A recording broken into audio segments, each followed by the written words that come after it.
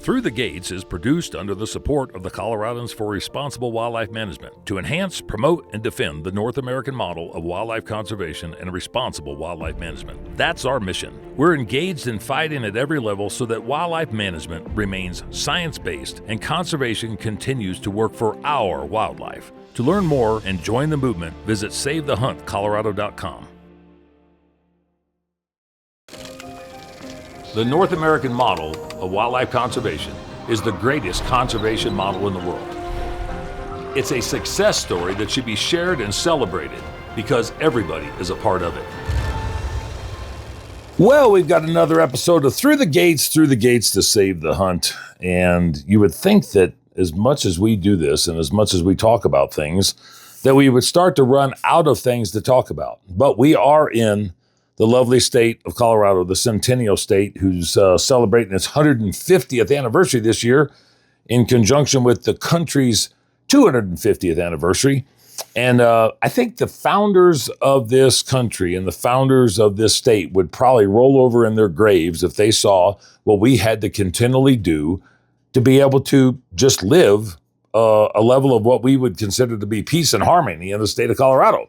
The Centennial State is not what it once was. And as anybody that's been watching us through this process, you know just how detrimental some of these things can be to the normal way of life of conservation-minded agricultural users, consumptive users, gun rights individuals, public land specialists.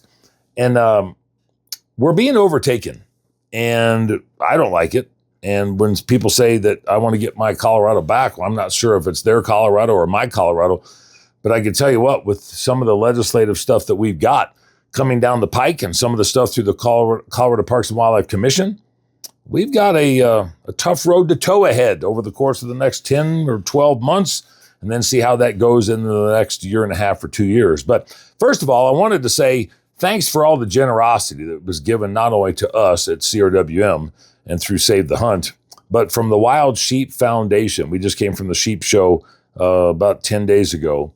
And the generosity that was extended from them as a foundation and all of the supporters of the Sheep Foundation is nothing less than remarkable. And it just shows the continuity and the camaraderie and the partnerships that are built between conservation-minded organizations for the betterment of not just wildlife and natural resources, but for the people that are involved in all of that as well. So appreciate all the outreach. It was a great time, a good fundraising opportunity.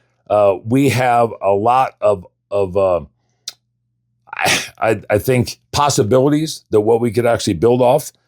And the gals that were participating in our efforts were recognized through the Women Hunt side of Wild Sheep, and we gave a big shout out, a round of applause to Renee Thornton and Gray Thornton, Jan Demosky, who did the women's luncheon there, and the whole staff. I mean, Corey Mason, the entire staff, Kim Needers. Kim Needers is just one badass individual, and she's the vice president of operations, I believe. But just to see the camaraderie that was exhibited is nothing less than remarkable. But we're going to continually support them as much as what we can. And we have a full slate ahead of what we're going to have to deal with over the course of the next year and a half. And Wild Sheep will be in our wheelhouse to be able to do what we need to do to continue those partnerships and relationships. In this episode of Through the Gates, I was hoping to talk about some stuff that's positive, but the last 2 days, by the time that this podcast comes out, it'll be about a week old. But the last 2 days, we have some legislation that has surfaced on top of all the other stuff that we've been talking about and boring the hell out of people on. But the one that the gun owners and sportsmen and women should be concerned about is Senate Bill 26043. And it's a record keeping and regulation of the sale of a firearm barrel. You heard that right. Not a firearm barrel. Now they want to get into regulating the purchase and distribution, acquisition, the utilization of firearm barrels, because barrels have gone out and killed so many people. I guess people are maybe thinking about beating somebody to death with a barrel. But the interesting thing about this is our old friend, Tom Sullivan, Senator Sullivan and Representative Meg Froelich and Representative Kyle Brown are prime sponsors on this. And it talks about crimes and corrections and enforcement, but it's Senate Bill 26043. And I'm going to read a little bit about this because I've got another bill I want to go through, and then I want to talk about the good stuff that I was trying to talk about and try to put some levity in some of these conversations.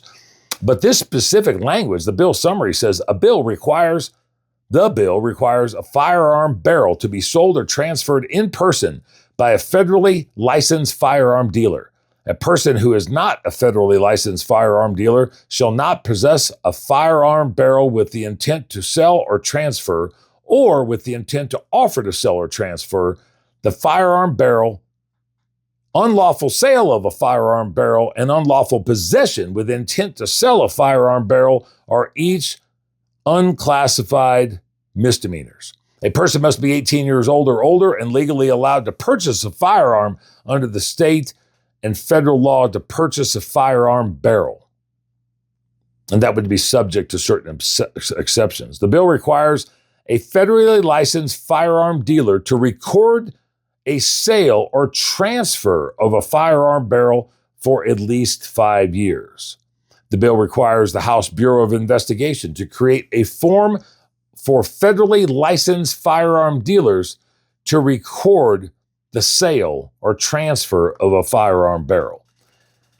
I don't know what these people are coming up with, but we've got state dealers now that we have to deal with, but there's not one thing, and I'm sure that they'll put it in there, there's not one thing that mentions anything about the state dealers. It talks about the federal dealers, but they've ignored the federal dealers all along through this entire process when they start talking about 003, and when they start talking about the state dealer side of things, and when they start talking about magazines, and they start talking about the ban on semi-automatic weapons, no matter what capacity they are. But when you start to look at what they're trying to do with this, they don't want guns, period. Now, Senator Sullivan will argue that fact, and he said that on many occasions. I'm not trying to ban firearms. Well, I don't know what the hell he's trying to do besides ban the pieces and parts of firearms. You can't fire a barrel, I guess, unless you're going to use it as a blowgun. You can't get a projectile to go through that unless you're going to use it as a blowgun. Maybe you get a small BB to roll down the barrel. Maybe that's dangerous enough. Maybe somebody stood at a high-level building and rolled a BB down the barrel and it gave them a better aim at somebody. This is the lunacy that we're talking about with people that think that they're actually trying to solve problems. And in all reality, they're trying to create problems and create solutions to those problems because they are the all-knowing. They know exactly what's necessary. And I didn't intend on getting into these conversations like what we are, but there has to be some sort of levity and civility and logic that's brought into these conversations.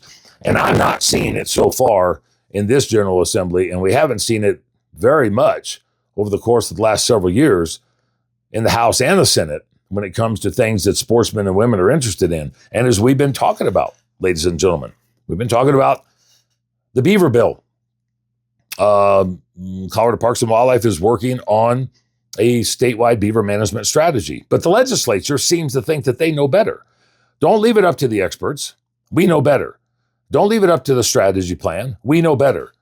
Just like this. Don't leave it up to law-abiding citizens or licensed firearm dealers that are doing the due diligence to comply with a plethora of different regulations and mandates that have been imposed on them over the course of the last 3, 4, 5 years. I'd like to sit down with somebody like Tom Sullivan on a podcast and ask him, with all due respect, what the hell are you thinking? What intent would you have to turn around and try to create some sort of a mechanism, a licensing, essentially is what it is, a record keeping and regulation of the sale of a firearm? You're requiring a license to go along with that, essentially, because there's a record keeping side of things.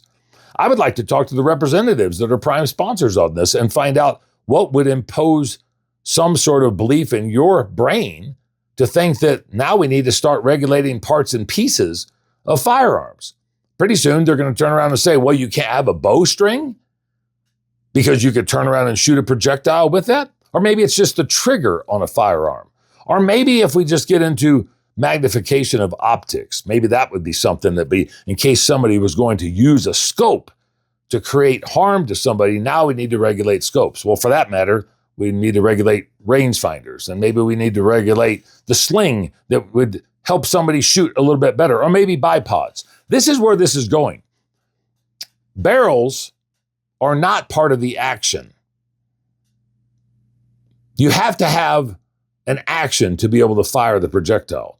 And the action, the serial numbered action, is what the alcohol, tobacco, and firearms, and even the state dealers deal with when you're talking about firearms parts and pieces.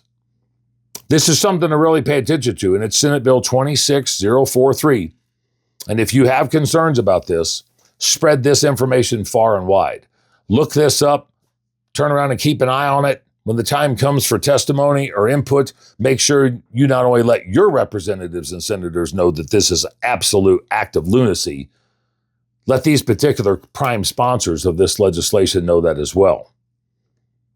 We'll keep you informed as much as what we can, but as you're well aware of, legislation might be introduced on Monday. Maybe they hear it in a committee on Wednesday, and maybe it turns around and makes it out of committee and goes for further distribution on Thursday or Friday.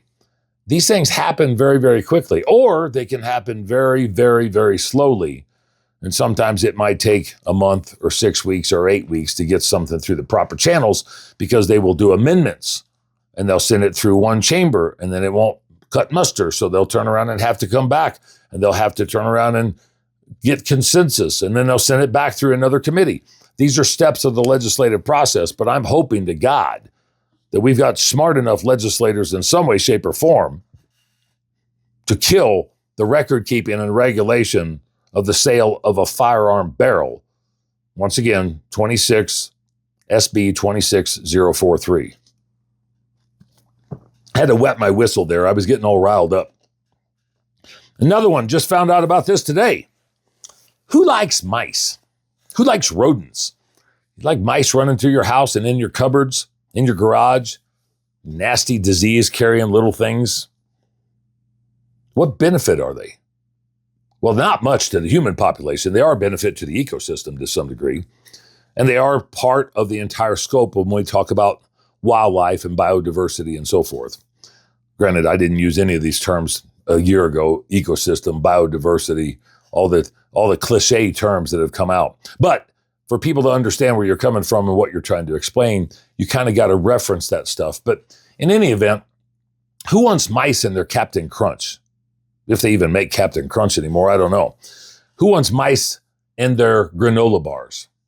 Who wants mice in their kitchen, running across the top of the kitchen? Now, I'm going to tell you something. I'm a pest control operator. We solve human-animal conflicts, pest solutions, integrated pest management, which is mentioned in the next bill that I'm going to bring up.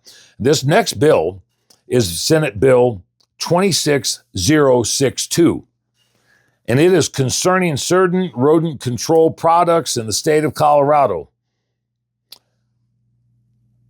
I got to go back. Who likes mice? Do you want to go to a restaurant, Denny's, and have breakfast and know that that place wasn't appropriately taken care of for rodent mitigation? Do you want to know that the professional was there from a licensed pesticide application company under the FIFRA Act, which is the Federal Insecticide, Fungicide, and Rodenticide Act, that has the training and the continuing education credits and the science-based technologies and logic to go along with what they were doing to solve the problem? Do you want them doing it? Or do you want maybe somebody trying to do it behind the scenes because there's another law and a rule and regulation to go on top of the many other laws and rules and regulations? Concerning certain rodent control products in the state, the bill summary specifies that it prohibits a person from selling, distributing, applying, or using certain types of rodenticide and rodent glue traps in the state, except as authorized or for restricted and limited use in a public health emergency and in accordance with certain use requirements and time periods. A person conducting professional rodent control services in the state is required to prioritize integrated pest management strategies, which involve implementing a combination of non-chemical rodent control measures And then there's 11 pages of documentation that goes on for the legislative declaration. And I tell you what, ladies and gentlemen, not only will this make rodent control cost prohibitive, it'll make people less safe. It'll make our food industry less safe. It'll make our water industry less safe. And you have Senate sponsorship from Senators Cutter and Senator Kipp, and a House sponsorship from Representative Velasco. This is the sort of lunacy that we need to turn around and quell and stop.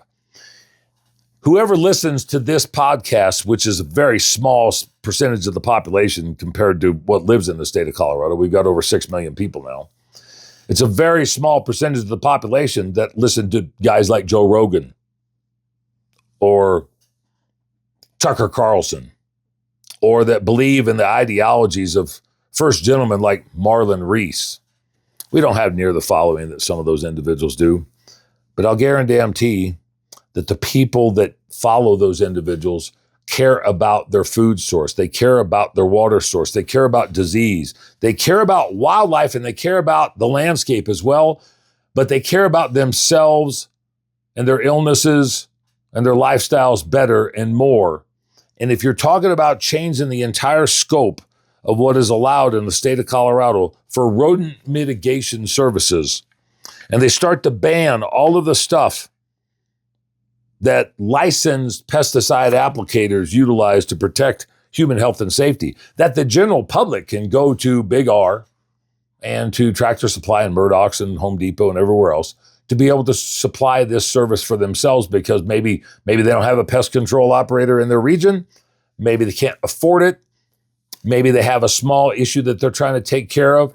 But there's components in here in this bill that there's not even allowance for preventative maintenance. It's only if you have an extreme problem.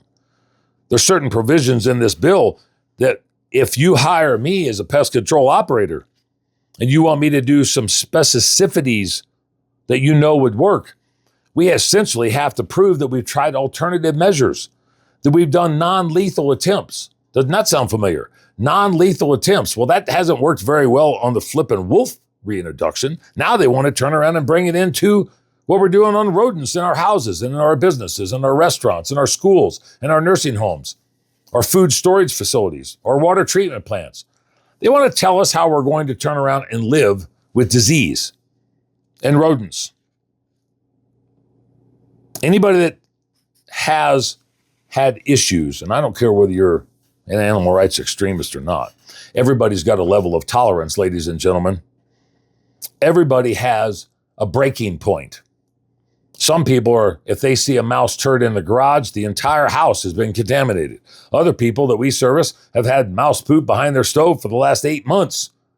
They haven't cleaned it up, but they don't have a rodent problem because we got rid of the rodents. But when this starts talking about how you have politicians going to talk about humane, safe, ecologically sound alternatives for managing rodent populations, well, I'll go back to what we talked about on the science side. I don't want the donut guy managing our wildlife. I don't want the Uber driver managing our wildlife. I don't want politicians managing my healthcare, and I don't want politicians managing my rodent control, whether I'm a licensed pesticide applicator or not. These sort of things should concern people. And whether you like rodent control or not, do you want mice in your house? Or do you want mice in the Denny's restaurant or the McDonald's or the Applebee's? I don't. Some of the non-lethal measures that would take place to be able to turn around and do that are not sufficient for a large-scale operation.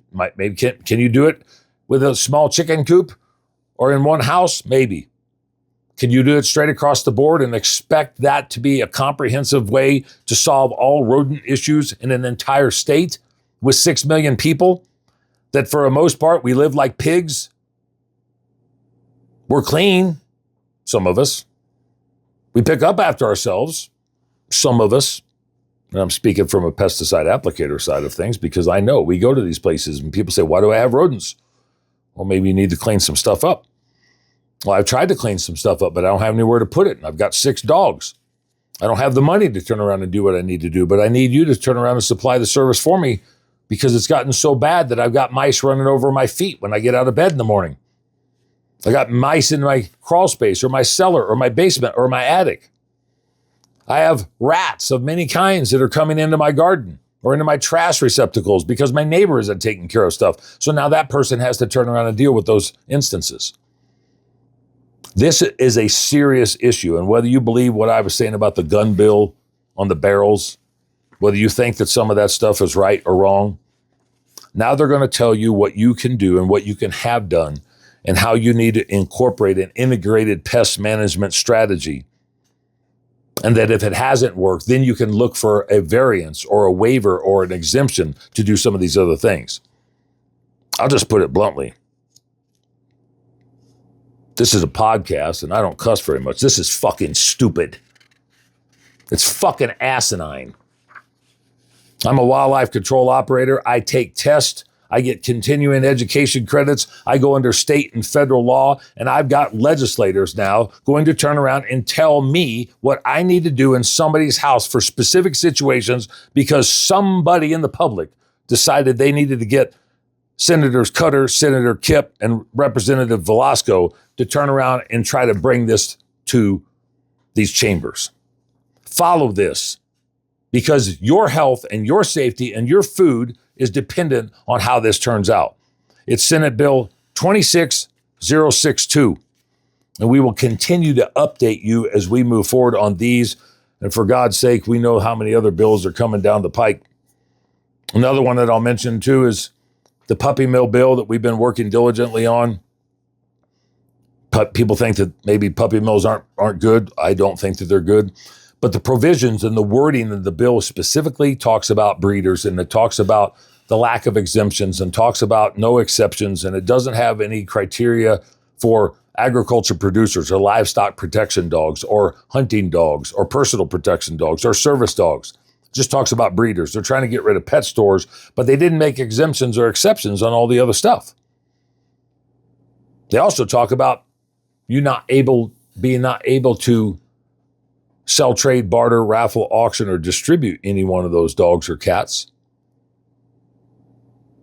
I think that people are getting to the point to where if they look at some of this legislation, they go, oh, that's good. Wait a minute, that's going to affect me and my neighbor and my grandmother, and my doctor, and my teacher.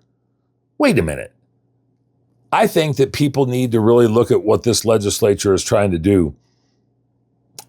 Pay attention to all of these bills. And when you start to see things that come out on different podcasts, social media posts, radio stations, forums, blogs, it's affecting every single one of us. We're not talking about just hunting and fishing at this point in time. It's affecting every single one of us. While I didn't intend on being an insurrectionist news reporter, this stuff affects me and my livelihood, and affects me and my ability to be able to live a clean, healthy life. And I guess if they're going to ban firearm barrels, I won't be able to turn around and beat a mouse in a glue trap anymore with a barrel of a gun like I've done for all of my life, evidently. Sarcasm, yes. Lunacy, yes. Stupidity, yeah. We have to turn around and draw the line somewhere, and I'm hoping that we will come out in force to try to thwart some of these things. And as I mentioned, the Colorado General Assembly and the Colorado Parks and Wildlife Commission on the wildlife side is attempting to do a bunch of these same type of things, similar things. If you're looking to explore your opportunities to hunt out west, maybe try Colorado. If you're trying to get information about bighorn sheep, elk, deer, private land, public land, maybe it's everything that you want to do as far as pack-in trips. Maybe it's just having a pack trip decided for you, and then when you get there, you just hunt out of a drop camp. Make sure you check out the Colorado Outfitters Association. Colorado Outfitters Association here in the state of Colorado has got a numerous amount of outfitters that are members, and they can supply you with whatever you're looking to try to acquire and what you want to do for the hunt of a lifetime. For more information, check out the coloradooutfitters.org and make sure that you let them know that you heard about them with Through the Gates, and let them know that you're trying to continue to save the hunt in the state of Colorado. We always talk about supporting businesses that support our efforts to be able to save the hunt in Colorado. Well, the Colorado Shed Company in Primrose, Colorado, just outside Canyon City, is one of those partners. Colorado Shed has been building sheds in the state of Colorado for the last 10 years and is actually owned by sportsmen and women. They support the efforts of what the Coloradans for Responsible Wildlife Management has done, and they also support all the organizations that you're probably a member of. Whether you're looking for small modular type buildings, sheds for your property to store the extra hunting equipment, or maybe just to turn around and put that freezer in for all the meat that you've got, check out Colorado Sheds. They also do pole barns and can do custom manufacturing to whatever your heart desires. She sheds, man caves, it doesn't matter. Check out coloradosheds.com. I'm going to talk about something that has a little bit more value, a little bit more logic, a little bit more facts and data. It's called the Wild Harvest Initiative. And for those of you that haven't been made familiar with a gentleman by the name of Shane Mahoney, who helped write the North American model of wildlife conservation along with Valerius Geist, the model itself was essentially created about 125 years ago, but it was codified in a publication in a format by Mahoney and Geist called the North American Model of Wildlife Conservation. And since then, Conservation Visions has been formulated by Shane Mahoney. That's his organization. And out of that, they came up with a side component of information distribution about wild food and wild resource. And it's called the Wild Harvest Initiative. And I'm going to read a little bit about this. And I know that it's sometimes maybe when I'm reading this sounds like story time. But you can look this stuff up for yourself online if you're so interested. But some of the things that are kind of interesting about this whole concept is that without wild harvest, without the ability for people to be able to supply for themselves to some degree, the world cannot supply food for themselves from an agricultural production side. Now, maybe somewhere down the road, somebody wants to think that we can actually grow things in a hydroponics water irrigation system somewhere, maybe in everybody's bathtub. Maybe they put beavers in the bathtub in part of the year, and then when they can't translocate beavers, maybe they grow their own food. I don't know. But people can't provide for themselves through an agricultural industry worldwide. We got 8 billion people on the planet, and there's not enough land or not enough resources to be able to agriculturally provide and produce for those 8 billion people. And that population is only going to continue to grow. But the Wild Harvest Initiative that Shane has come up with his many, many partners and his partnership alliance, many, many countries, many, many partners throughout North America and throughout the world. Everybody from Cabela's and Bass Pro to backcountry hunters and anglers, to the National Wildlife Federation, to the Arizona Game and Fish Department, to Mystery Ranch, Wild Sheep Foundation that I mentioned earlier, Dallas Safari Club International, United States Forest Service. You look at the list of supporters and partners that are incorporated into this, and they realize and they buy into this system that no matter what you decide to eat, no matter how you decide to acquire it, there has to be a recognized effort that sustainable wild food and wild resources are part of what makes the human population be able to sustain itself. The Wild Harvest Initiative is a narrative-changing program reframing debates on the sustainable use of nature and influencing policies that impact natural ecosystems and the benefits humans derive from them. The Wild Harvest Initiative's data-driven approach applies rigorous primary and secondary research to determine the magnitude of wild foods harvested through hunting, fishing, and gathering. It evaluates the modern contribution of hunting, fishing, and gathering to food security, human health, economics, conservation, and human culture. Utilizing momentum from society's culture of change, the initiative's innovative long-term communication strategies convey these benefits to the public, scientific community, policymakers, and others who influence the future of wildlife and wild places. This is changing conversations around wild harvesting and providing new ways of communicating the relevance of hunting, fishing, and gathering to society. The Wild Harvest Initiative demonstrates the importance of maintaining wild places as food reservoirs in a language everybody understands. And I'll add, because we all have to eat. It pursues avenues to improve the benefits of wild harvesting through increased availability and reliance on renewable wild food resources. Human livelihoods, health, and well-being are dependent upon the same natural systems and processes that maintain wildlife and habitats. Conservation Visions Incorporated is a global wildlife enterprise dedicated to the preservation of wild species, wild places, human well-being, and cultural diversity. It provides evidence-based solutions that combine and amplify diverse voices to repair, restore, and maintain healthy ecosystems. During the 18th and 19th centuries in North America, market hunters made a living by selling animal hides, meat, and other products, elk teeth, bird feathers, etc. This resulted in the decimation or extinction of numerous species and subspecies.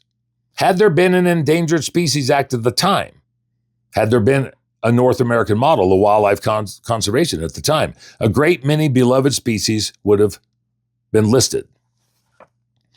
The new conservation ethos is the recognition of the resource crisis sparked a revised sense of responsibility to conserve the natural world. And I say conserve, it's not preserve. A rising class of hunters lobbied for the creation of various policies, laws, and regulations that ultimately restored the abundance of many species and resulted in a conservation framework that lives on to this day. Then we get into the discussion that I mention all the time about the North American model of wildlife conservation. You're going to hear this reference over and over the course of the next several months through the legislature and through the Colorado Parks and Wildlife Commission as citizens' petitions and pieces of legislation are heard. That North American model that we often talk about, wildlife resources are a public trust. Markets for game are eliminated. Now, I want you to turn around and make sure when you're listening to me talk about this, that there's definitions for each one of these categories because you just can't take things out of context.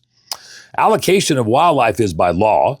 Wildlife is considered an international resource. Wildlife can be killed only for a legitimate purpose. And science is the proper tool to just discharge wildlife policy. Democracy of hunting is standard. If you consider what we're doing at this point in time and what we argue about more social values, more opinions, and more perspectives than what we do facts and data and the historical side of where we're coming at when it comes to science-based wildlife management and things like the Wild Harvest Initiative and conservation visions. There is a modern disconnect, though. A modern disconnect. The society continually grows and is disconnected from nature. As a result, more and more people are overlooking the value of hunting and fishing to diets, economies, cultures, and livelihoods in North America. Today, more than ever before, wild harvesting practices are being challenged and their relevance in modern society questioned. Available data suggests that hunting and angling participation has decreased substantially over the past 50 years, coinciding with increased urbanization and technological advancements. This raises concerns about the future of conservation, as hunters and anglers are the major contributors to wildlife conservation in North America. And it's worth mentioning to that. Hunters and anglers are the major contributors to wildlife conservation in North America. This conversation talks about economies, and it talks about cultures, and it talks about livelihoods, and talks about diets.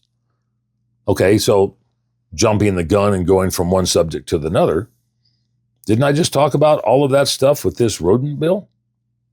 Didn't I just mention that there was things that we need to incorporate into that? Some of those are cliche terms, but some of them are centric to what people actually believe and how they live. And when politicians and extremists try to take the very sense of what people need for everyday existence and utilize that for agenda-driven language, they're trying to find a soft spot with people. And they're trying to take people's interest in specific topics, maybe to alter the way they live. maybe they turn around and change what they believe, change their opinions and perspectives, maybe change it for the better. But more often, as you're seeing through the stuff that I've been elaborated on, it's changing it for the worse. North America, Canada, the United States has the model that's envied throughout the entire world. And the wild harvest benefits just on the North American continent are something to where people need to pay attention to, because the money that's raised and the money that's distributed and how that money is financed through a variety of different mechanisms for the benefit of all people to have and know and enjoy that wildlife, whether they decide to pursue it or consume it. Within the U.S., hunting and fishing are critical for conservation. Hunting and fishing contribute to conservation funding through license and tag fees, donations, and membership fees to conservation organizations, and excise taxes on hunting and fishing equipment through the Pittman-Robertson Act and Sport Fish Restoration Act, which is actually the Dingell-Johnson program. Collectively, these mechanisms generate billions of dollars for conservation. In 2022 alone, U.S. hunters and fishers spent $144.6 billion. That's with a B in total expenditures. Triplet-related expenditures were $48.9 billion, which included like food, lodging, transportation. Equipment, $60.3 billion. That's hunting, fishing, and auxiliary equipment. $35.4 billion on other components of that. But that translates into the excise tax side of it, where $28.6 billion from Pittman-Robertson went back into the state's wildlife restoration and management programs. And sport fishing restoration program, the Dingell-Johnson, was $19.3 billion. I think Colorado's cut were somewhere in the neighborhood of around $36 to $40 million. And that's based upon license sales and population of the state and how that money is translated back in, because it kind of goes into the federal pot and then is kicked back down. But what do the antis provide for any of this? But they still eat, and they still get to enjoy the wildlife resources that they don't want to consume or pursue. The hypocrisy of some of these conversations that we're involved in and what we see, going back to Senate Bill 26062, the rodent control bill. People making decisions on things that they actually benefit from. Because I'll guarantee not one of those senators or representatives that are sponsors on that piece of legislation want mice in their food. They don't want mice in their baby crib. They don't want mice urine and feces in their dog food or behind their refrigerator or in their oven. Why would they come up with that sort of stuff? But it's that sort of mentality when people talk about you don't need to hunt. You don't need to turn around and consume wildlife. Well, according to Shane Mahoney and the Wild Harvest Initiative, the world is going to continue to do this or we're going to frickin' starve to death. And I believe that that's the case.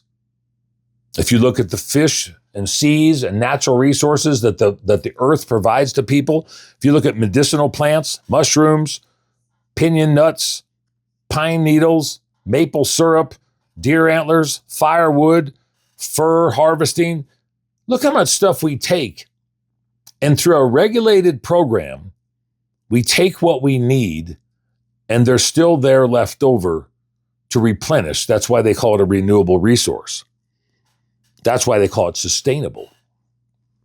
While the conservation and economic impacts of hunting and fishing are well established, these benefits have proven to be insufficient to maintain wild harvesting as a relevant practice in the 21st century.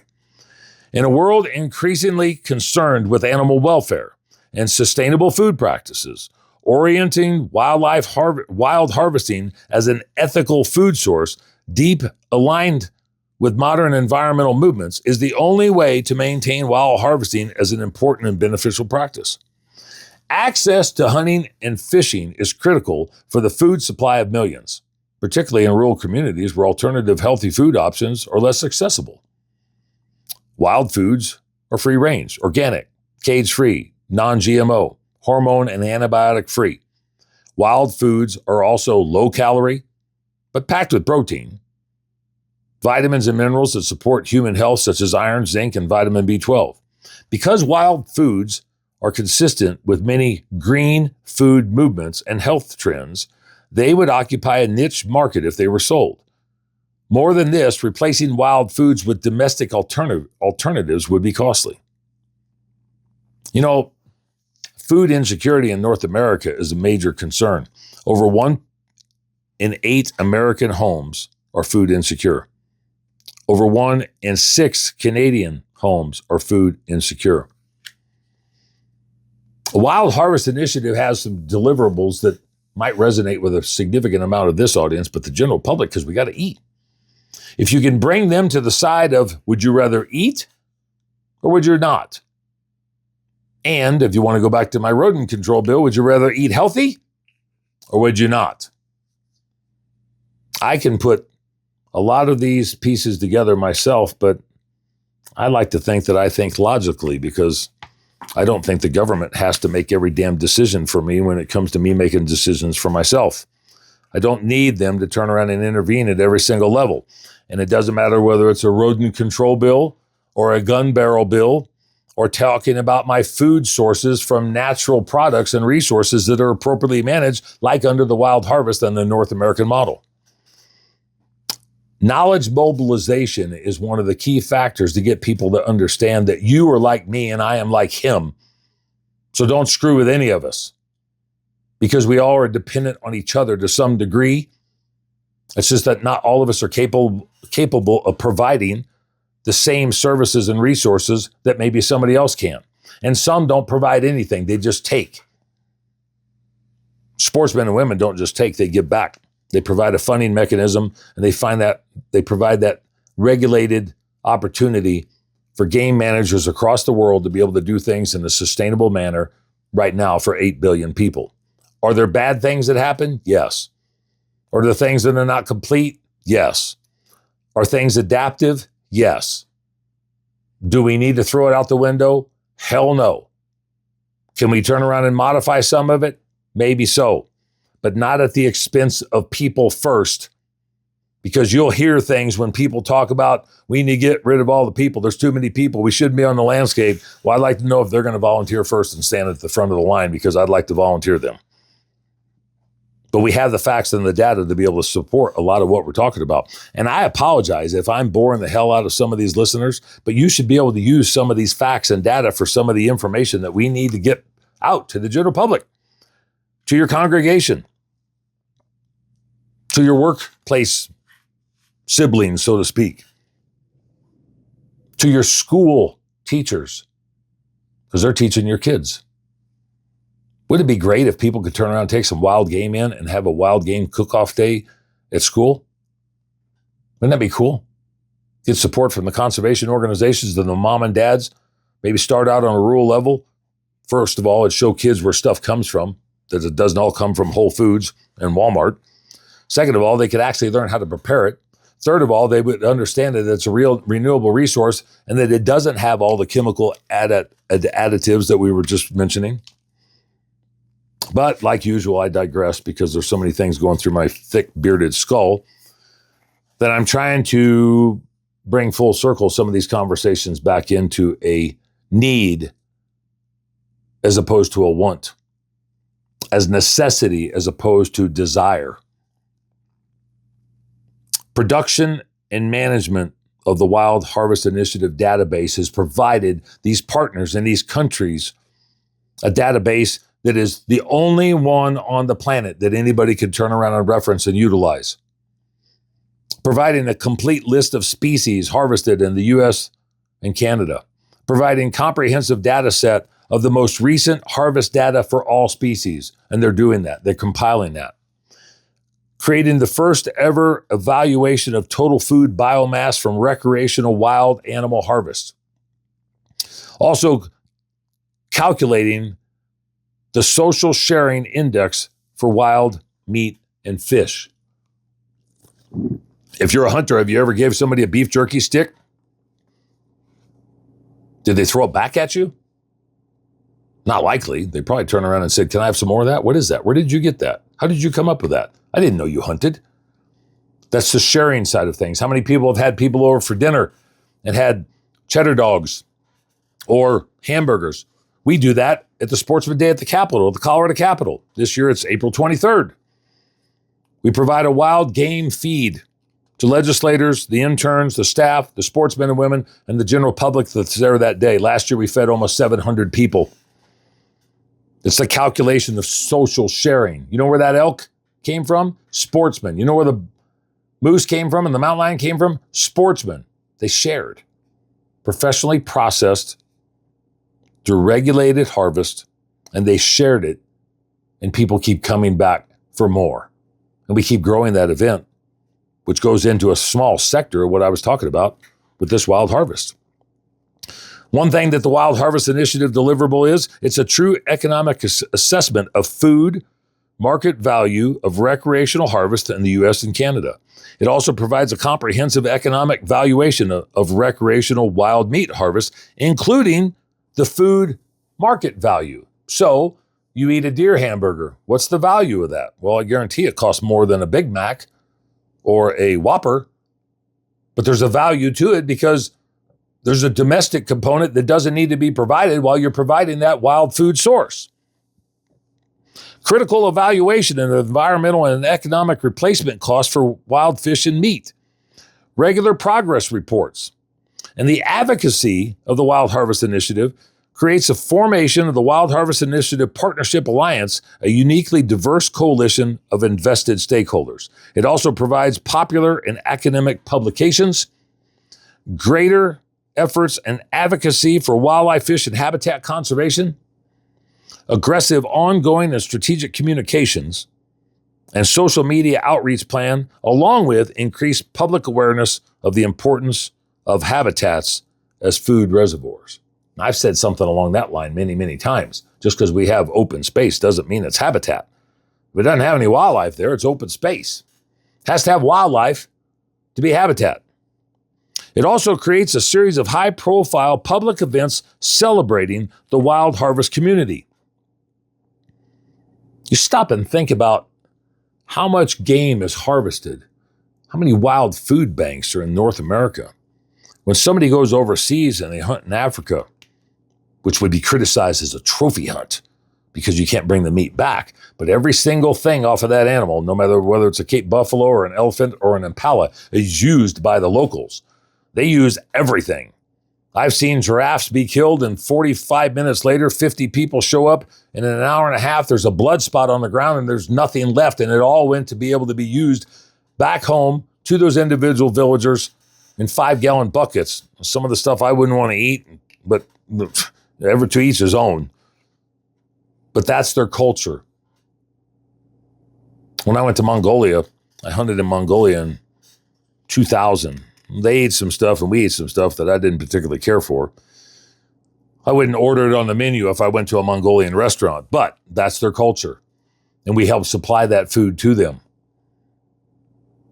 The biomass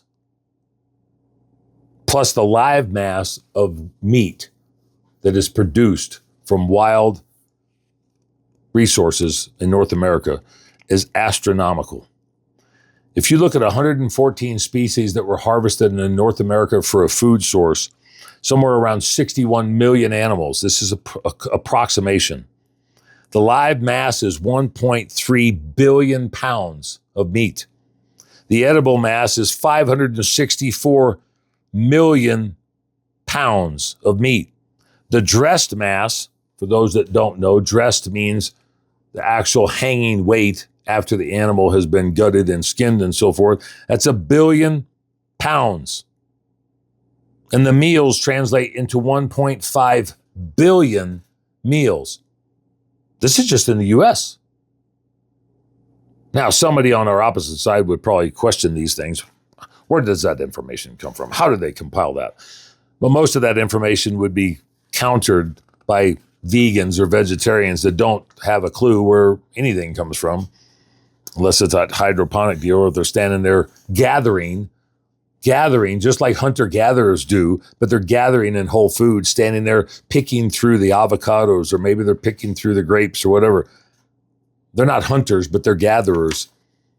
That's the nature of the beast. We've done this since the beginning of time. And now Shane Mahoney and the Wild Harvest Initiative are compiling this information to bring a component of human dimensions of wild meat into this cost-sharing, self-sustaining, renewable resource component that the average person never thinks about. While I was going to concentrate this entire episode mostly on this, I think it's worth bringing it up at other times as more information comes about and as more lunacy is brought up from individuals that don't want people to harvest anything and they don't want people to turn around and take care of disease-carrying rodents.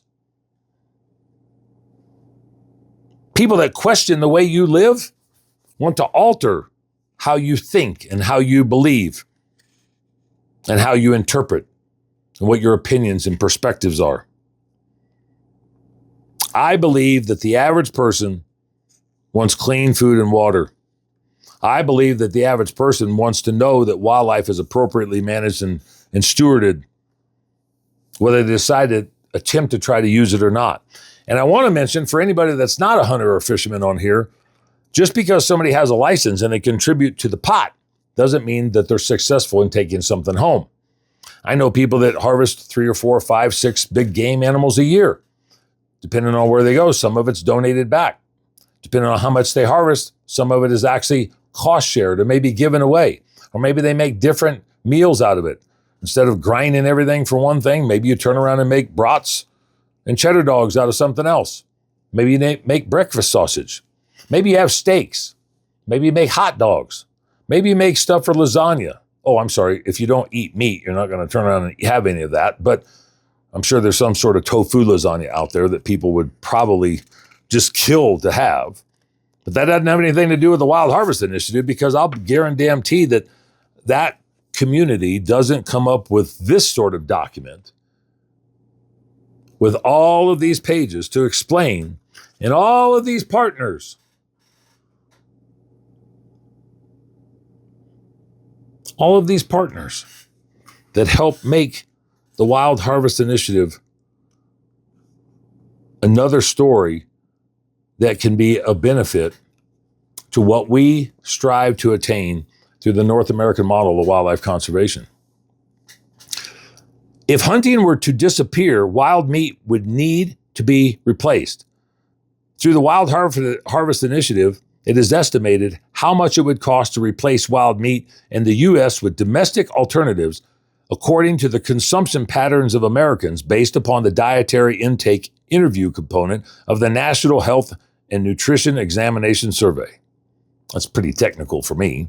I'm not going to dispute it, but I'm sure that some of our enemies, some of our non-consumers would dispute it. But it says overall it would cost $4.5 billion US dollars per year to replace wild meat with domestic alternatives.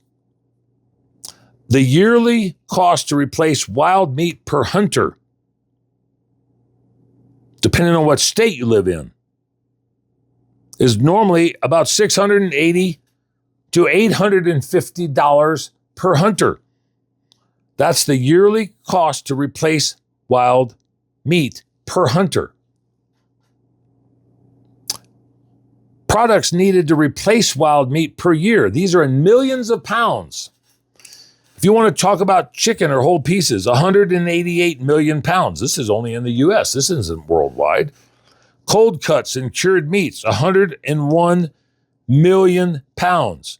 Beef, not ground beef, just steaks, 85 million pounds. Chicken patties and nuggets and tenders, 61 million pounds. Sausages, 39 million pounds. Pork, 31 million pounds. Turkey, duck, and other poultry, 17 million pounds. Stop and think. How much food would we have to turn around and raise, and where would we do that, and who would do it, and at what cost would they do it if you had to replace the wild meat? I know that for what we eat in my household, it would be a hell of a lot more than $850 a year, because my wife would turn around and go buy a couple steaks, and it seems like it's $125 for a dinner. But she saves and clips coupons and gets stuff from City Market, so we save a little bit.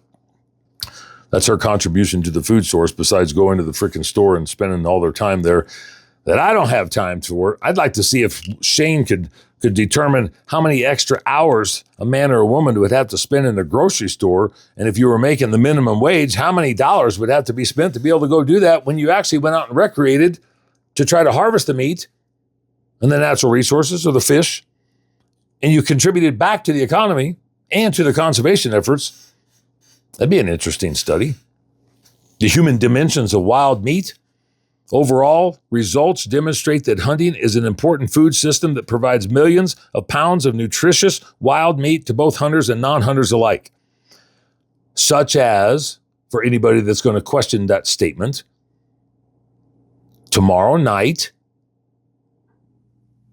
actually, it's a week ago when this comes out, at the Buckhorn Exchange, the legislative reception that we had, we fed wild game.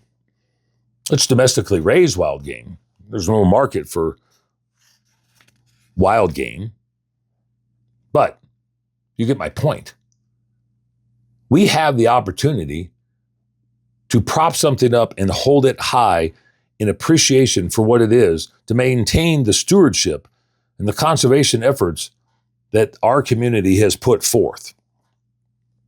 And I think that through education and through practical application, we could probably end up doing that. Observing that younger hunters were more likely to report the health, nutritional, ethical, and conservation benefits of wild meat as motivations for hunting than older hunters, this emphasizes the importance of communicating the food benefits of wild harvesting to new generations. Now stop and think. And I'm going to run out of time here because I don't want to bore everybody, but I encourage you to look at how this has been translated into a product that the average consumer and the average sportsman and woman, the average animal rights extremist cannot codify or qualify. The wild foods promotion of health, such as mental, spending time in nature is beneficial to your mental health. Wild harvesting also is intimately linked to the culture and spirituality of many people. The nutritional side, wild foods can make important contributions to human health by promoting adequate nutrient intake, healthier food choices, and less calorie-dense foods. The physical exercise that often accompanies hunting, fishing, and gathering can positively contribute to both physical and mental health. Why wouldn't you want to turn around and support wild harvest? Why wouldn't you want to support something that betters people, betters yourself? On the residual side of that, betters the conservation efforts of hundreds and hundreds of game species around the world, not just in North America. Why wouldn't you want to turn around and consider the health impacts? Why wouldn't you want to make sure that you had the healthiest food possible? As you're contemplating some of this stuff, maybe go back to that rodent bill 26062. Why wouldn't you want to turn around and implement healthy practices for people first, with consideration and stewardship for the resource second? Because we need to sustain what we have, but without that resource, we don't survive. This episode of Through the Gates is brought to you by the Colorado Outfitters Association and by Colorado Shed Company. And both of those entities not only support CRWM and what we're doing here at Through the Gates, but they're actually logical, minded, thoughtful, investigative, communicative organizations and entities that are trying to watch out for the best possible scenarios that they can. They provide a product and they provide a service. And I think that they go along with what we talked about of being stronger together. And that's exactly what they've employed over the course of the last 6 or 7 months of their sponsorships through our efforts. Wild harvesting is a way through which people can engage with and benefit from nature. This includes many practices such as hunting, fishing, berry picking, mushroom gathering, trapping, timber harvesting, maple tapping, wild honey harvesting, and more. While many people see hunting and other practices to be antiquated, they are, in fact, with the ethical and environmental concerns of today. Wild foods are sustainable, free range, ethically sourced, locally produced, etc. The Wild Harvest Initiative provides a non-confrontational platform for discussions amongst user groups and with those opposed to sustainable use activities. It fosters alliances with other proponents of sustainable use and with healthy lifestyle and green living advocates to strengthen support for wild harvest practices. I would encourage each and every one of you to look up Conservation Visions, look up the Wild Harvest Initiative. This is something that we can capitalize on because we all depend on eating. We all depend on our natural world to make sure that we're healthy and it's healthy. But as you consider things over the course of the next week or two and how some of these conversations translate out, make sure you pay attention to what's going to happen in our Colorado General Assembly, what's going to happen at our Colorado Parks and Wildlife Commission. We've got big meetings coming up that are attempting to undermine these Wild Harvest Initiative concepts and ideologies and methodologies. They're attempting to undermine healthy lifestyles and livings. Pay attention to Senate Bill 26062. Pay attention to this gun barrel restriction or regulation. Look up the Wild Harvest Initiative. And until next time, when we have a really good podcast, and then we do some really good ones after that. Until next time, continue to help us save the hunt. Stay the course. Thanks for joining us for this episode of Through the Gates. For more content like this, make sure that you like, follow, and subscribe on all of our channels.